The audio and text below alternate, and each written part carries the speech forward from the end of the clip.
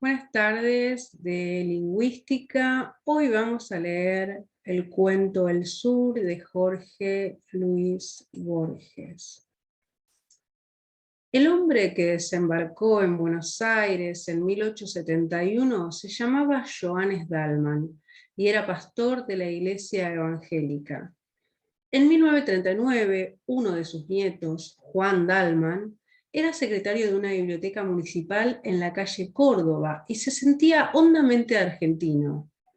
Su abuelo materno había sido aquel Francisco Flores, 2 de infantería de línea, que murió en la frontera de Buenos Aires, lanceado por indios de Catriel, en la discordia de sus dos linajes. Juan Dallmann, tal vez a impulsos de la sangre germánica, eligió el de ese antepasado romántico, o de muerte romántica. Un estuche con el daguerrotipo de un hombre inexpresivo y barbado, una vieja espada, la dicha y el coraje de ciertas músicas, el hábito de estrofas del Martín Fierro, los años, el desgano y la soledad fomentaron ese criollismo, algo voluntario, pero nunca ostentoso. A costa de algunas privaciones, Dallmann había logrado salvar el casco de una estancia en el sur, que fue de los Flores. Una de las costumbres de su memoria era la imagen de los eucaliptos balsámicos y de la larga casa rosada que alguna vez fue carmesí. Las tareas y acaso la indolencia lo retenían en la ciudad. Verano tras verano se contentaba con la idea abstracta de posesión y con la certidumbre de que su casa estaba esperándolo en un sitio preciso de la llanura. En los últimos días de febrero de 1939, algo le aconteció. Ciego a las culpas, el destino puede ser despiadado, con las mínimas distracciones. Dallmann había conseguido esa tarde un ejemplar descabalado de las 1001 noches de Weil. Ávido de examinar ese hallazgo, no esperó que bajara el ascensor y subió con apuros la escalera. Algo en la oscuridad le rozó la frente, un murciélago, un pájaro. En la cara de la mujer que le abrió la puerta vio grabado el horror, y la mano que se pasó por la frente salió roja de sangre. La arista de un batiente recién pintado, que alguien se olvidó de cerrar, le habría hecho esa herida. Dallmann logró dormir, pero a la madrugada estaba despierto y desde aquella hora el sabor de todas las cosas fue atroz. La fiebre lo gastó y las ilusiones de las 1001 noches sirvieron para decorar pesadillas. Amigos y parientes lo visitaban y con exagerada sonrisa le repetían que lo hallaban muy bien. Dallmann los oía con una especie de débil estupor y le maravillaba que no supieran que estaba en el infierno. 8 días pasaron, como 8 siglos. Una tarde el médico habitual se presentó con un médico nuevo y lo condujeron a un sanatorio de la calle Ecuador, porque era indispensable sacarle una radiografía. Dallmann, en el coche de plaza que los llevó, pensó que era una habitación, que no fuera la suya. Al fin, dormir. Se sintió feliz y conversador. En cuanto llegó lo desvistieron, le raparon la cabeza, lo sujetaron con metales a una camilla, lo iluminaron hasta la ceguera y el vértigo, lo ocultaron y un hombre enmascarado le clavó una aguja en el brazo. Se despertó con náuseas, vendado, en una celda que tenía algo de pozo. Y en los días y noches que siguieron a la operación pudo entender que apenas había estado hasta entonces en un arrabal del infierno. El hielo no dejaba en su boca el menor rastro de frescura. En esos días Dallmann minuciosamente se odió. Odió su identidad, sus necesidades corporales, su humillación, la barba que le erizaba la cara. Sufrió con estoicismo las curaciones que eran muy dolorosas, pero cuando el cirujano le dijo que había estado a punto de morir de una septicemia, Dallmann se echó a llorar, condolido de su destino. Las miserias físicas y la incesante previsión de las malas noches no le habían dejado pensar en algo tan abstracto como la muerte. Otro día el cirujano le dijo que estaba respondiéndose y que muy pronto podría ir a convalecer a la estancia. Increíblemente, el día prometido llegó. A la realidad le gustan las simetrías y los leves anacronismos. Dallmann había llegado al sanatorio en un coche de plaza, y ahora un coche de plaza lo llevaba a Constitución.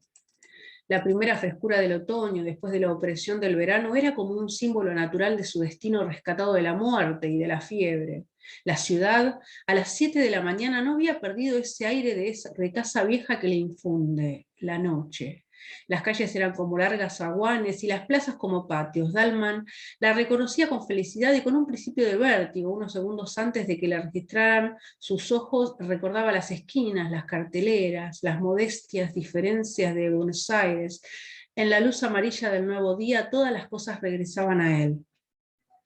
Nadie ignora que el sur empieza del otro lado de Rivadavia. Dalman solía repetir que ello no es una convención y que quien atraviesa esa calle entra en un mundo más antiguo y más firme.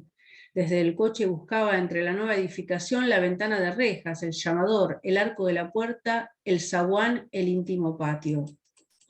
En el hall de la estación advirtió que faltaban 30 minutos. Recordó bruscamente que en un café de la calle Brasil, a pocos metros de la casa de Irigoyen, había un enorme gato que se dejaba acariciar por la gente como una divinidad desdeñosa.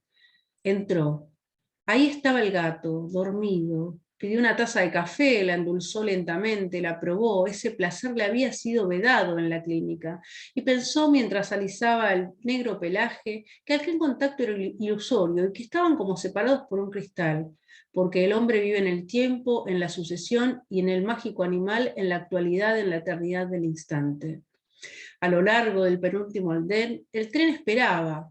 Dalman recorrió los vagones y vio como con uno casi vacío. Acomodó en la red la valija. Cuando los coches arrancaron, la abrió y sacó tras alguna vacilación el primer tomo de Las Mil y Una Noches. Viajar con este libro, tan vinculado a la historia de su desdicha, era una afirmación de que esa desdicha había sido anulada y un desafío alegre y secreto a las frustradas fuerzas del mal. A los lados del tren la ciudad se desgarraba en suburbios. Esta visión y luego la de los jardines y quintas demoraron el principio de lectura. La verdad es que Dalman leyó poco. La montaña de piedra imán y el genio que ha jurado matar a su bienhechor era quien lo niega. Maravillosos, pero no mucho más que la mañana y que el hecho de ser. La felicidad lo distraía.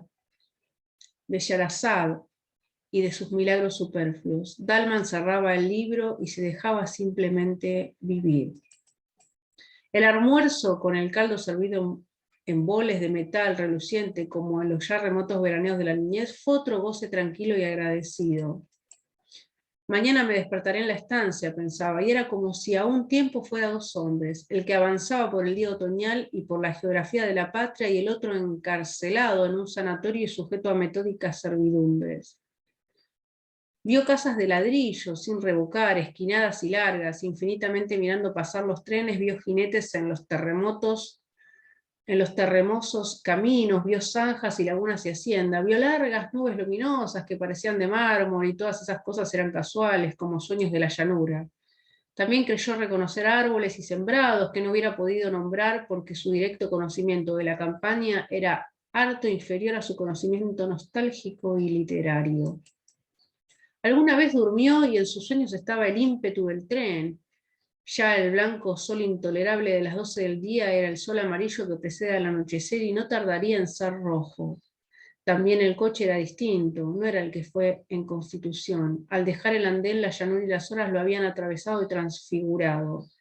Afuera, la móvil sombra del vagón se alargaba hacia el horizonte. No turbaban la tierra elemental ni poblaciones ni otros signos humanos. Todo era vasto, pero al mismo tiempo era íntimo y de alguna manera secreto.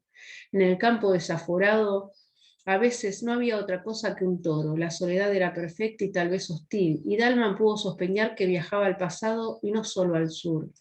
De esa conjetura fantástica lo distrajo al inspector, que al ver su boleto le advirtió que el tren no lo dejaría en la estación de siempre, sino en otra, un poco anterior y apenas conocida por Dalman. El hombre añadió una explicación que Dalman no trató de entender ni siquiera de oír, porque el mecanismo de los hechos no le importaba. El tren laboriosamente se detuvo casi en medio del campo. Del otro lado de las vías quedaba la estación, que era poco más que un andén con un cobertizo. Ningún vehículo tenían, pero el jefe opinó que tal vez pudiera conseguir uno en un comercio que le indicó a unas 10 cuadras 12 o 12 cuadras. Dalman aceptó la caminata como una pequeña aventura, ya se había hundido el sol, pero un esplendor final exaltaba la viva y silenciosa llanura antes de que la borrara la noche. Menos para no fatigarse que para hacer duras esas cosas, Dalman caminaba despacio, aspirando con grave felicidad el olor del trébol. El almacén alguna vez había sido punzó, pero los años habían mitigado para su bien ese color violento. Algo en su pobre arquitectura le recordó un grabado en acero, acaso de una vieja edición de Pablo y Virginia. Atados al palenque había unos caballos. Dalman, adentro, creyó reconocer al patrón, luego comprendió que lo había engañado su parecido con uno de los empleados del sanatorio. El hombre, oído el caso, dijo que le haría atar la jardinera para agregar otro hecho a aquel y para llenar ese tiempo. Dalman resolvió comer en el almacén. En una mesa comían y bebían ruidosamente unos muchachos en los que Dalman al principio no se fijó. En el suelo, apoyado en el mostrador, se acurrucaba, inmóvil como una cosa, un hombre muy viejo. Los muchos años lo habían reducido y pulido como las aguas en una piedra a las generaciones de los hombres o a una sentencia. Era oscuro, chico y reseco, y estaba como fuera del tiempo, en una eternidad. Dalman registró con satisfacción la vincha, el poncho de la bayeta, el largo chiripá y las botas de potro, y se dijo, rememorando inútiles discusiones con gente de los partidos del norte o con entrerrianos, que gauchos de esos ya no quedan más que en el sur. Dalman se acomodó junto a la ventana, la oscuridad fue quedándose con el campo, pero su olor y sus rumores aún le llegaban entre los barrotes de hierro. El patrón le trajo sardinas y después carne asada. Dalman lo empujó con unos vasos de vino tinto. Ocioso paladeaba el áspero sabor y dejaba errar la mirada por el local ya un poco soñolienta. La lámpara de querosén pendía de uno de los tirantes. Los parroquianos de la otra mesa eran 3. 2 parecían peones de chaca, otro rasgos achinados y torpes, bebía con el chambergo puesto. Dalman de pronto sintió un leve roce en la cara, junto al vaso ordinario de vidrio turbio sobre una de las rayas del mantel.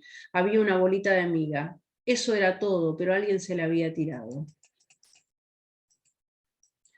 Los de la otra mesa parecían ajenos a él. Dalman, perplejo, decidió que nada había ocurrido y abrió el volumen de Las Mil y una Noches como para tapar la realidad. Otra bolita lo alcanzó a los pocos minutos y esta vez los peones se rieron. Dalman se dijo que no estaba asustado, pero que sería un disparate que él, un convaleciente, se dejara arrastrar por desconocidos a una pelea confusa. Resolvió salir, ya estaba de pie cuando el patrón se le acercó y lo exhortó con una voz alarmada. Señor Dalman, no les haga caso a esos mozos que están medio alegres. Dalman no se extrañó de que el otro ahora lo conociera, pero sintió que estas palabras conciliadoras agravaban de hecho la situación. Antes la provocación de los peones era una cara accidental, casi a nadie, pero iba contra él y contra su nombre y lo sabrían los vecinos. Dalman hizo a un lado al patrón, se enfrentó con los peones y les preguntó qué andaban buscando. El compadrito de la cara achinada se paró, tambaleándose. A un paso de Juan Dalman lo injurió a gritos, como si estuviera muy lejos. Jugaba a exagerar su borrachera, y su exageración era una ferocidad y una burla. Entre malas palabras y obscenidades tiró al aire un largo cuchillo, lo siguió con los ojos, lo barajó e invitó a Dalman a pelear. El patrón objetó con trémula voz que Dalman estaba desarmado. En ese punto algo imprevisible ocurrió. Desde un rincón, el viejo gaucho estático, en el que Dalman vio como una cifra del sur que era suyo, le tiró una daga desnuda que vino a caer a sus pies. Era como si el sur hubiera resuelto que Dalman aceptaba el duelo. Dalman se inclinó a recoger la daga y sintió dos cosas. La primera, que ese acto casi instintivo lo comprometía a pelear. La segunda, que el arma en su mano torpe no serviría más para defenderlo, sino para justificar que lo mataran.